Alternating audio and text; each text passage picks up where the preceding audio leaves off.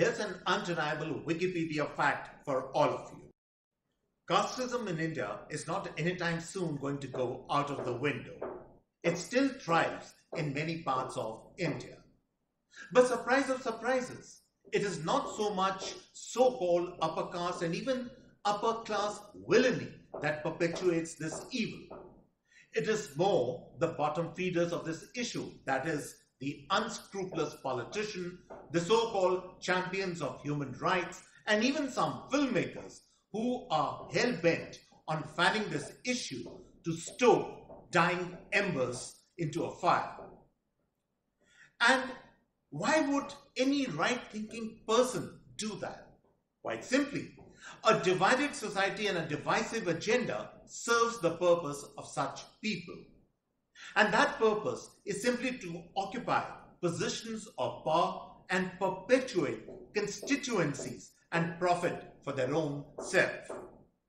It serves such people to forever put society comatose on a casteist couch, always in need of their special brand of therapy, that is, divide and rule and indoctrinate and perpetuate people on caste lines. Welcome all to this new episode of the CAA Show. CAA, as all of you know, is Conversations and Analysis, and my name is Juggi Bhasin. To watch this show, press the big red subscriber button on your screen. Subscription is, of course, completely free.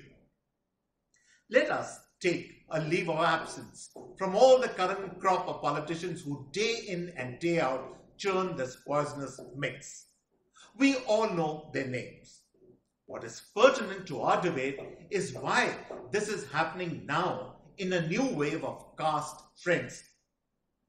Acknowledge first that the people who indulge in this behavior are neither street idiots nor brain-dead louts who have stirred this issue. They are highly sharp and intelligent people, gifted or cursed, depending upon how you want to look at them, with devious minds. They know very well a caste-free society would ring the death knell of their polarizing agendas. For instance, in a busy urban environment, how many people today have the time or the inclination to check out whether the next door neighbor in an apartment building is a Sharma or a Paswan? We usually know these people by their first names or even shortened first names or a description that sits in our mind, like the old lady next door is an irritating person, or the middle-aged man on the top floor always looks worried, maybe for his job. The erasure of caste identities is a natural process of urbanization where people have no time to sit around like in a village chopal gossiping caste affiliations. No amount of government diktat or the screeching of politicians on caste-based issues can bring about a genuine change in society other than the seamless, work-centric, no times for non-essentials tidal wave of urbanization which sweeps over with its own set of democratizing egalitarian rule order. People intermingle and intermarry seamlessly based on choice and convenience in such societies and not necessarily on hideous caste affiliations. And when this liberating process is going on, enters the mischief maker who rakes up the issue, sharpens the divide to achieve, as I have explained earlier, polarizing agendas for profit. Let me give you 3 examples to buttress my point. The minister's son down south, who started the firestorm in the first place, was not living in the 19th century, when indeed there were upper-class atrocities and excesses. We live in the modern age, and in that part of the country, the upper caste have long ago exited the state, and the remaining population is perhaps not even 1% of the total population. In fact, in many states, the top upper caste exists almost like an endangered species. So why take up polarizing issues and splinter society even more? Second example. Recently in California, a US state senator, Aisha Wahab, piloted and helped pass a bill that makes caste discrimination illegal in that state. The Hindus are up in arms in that state against the bill. And the reason for that is simple. Aisha Wahab is not even an Indian. She is an Afghan American with a deep bias against India and its polity. Such people in the West have introduced divisive agendas and are determinedly meddling in the social apparatus of other countries to please their radical base and perpetuate polarizing agendas.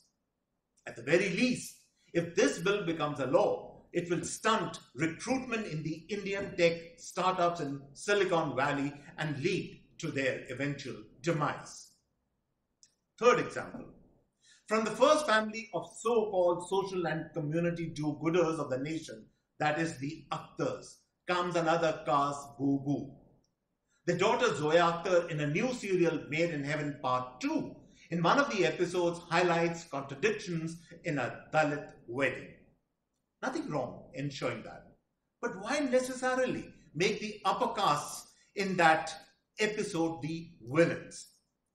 Why make the Dalit heroine in the episode as one woman fighting the whole world?